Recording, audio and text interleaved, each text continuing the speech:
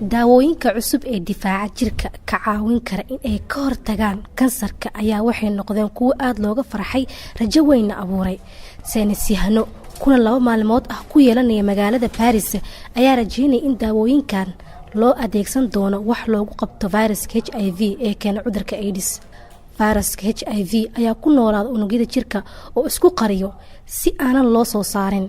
waxaa la aaminsan yahay in sida isku shabahaan unugyada keena kansarka iyo viruska dhaliya AIDS-ka ay gacan ka geysan karto in markaas wax laga qabto HIV-ga.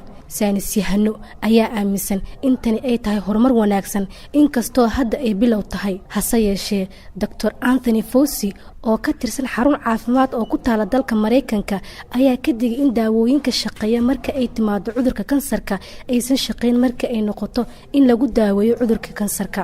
cudurka HIV ayaa baabi'iya difaaca jirka taas oo keento cudurka AIDS-ka.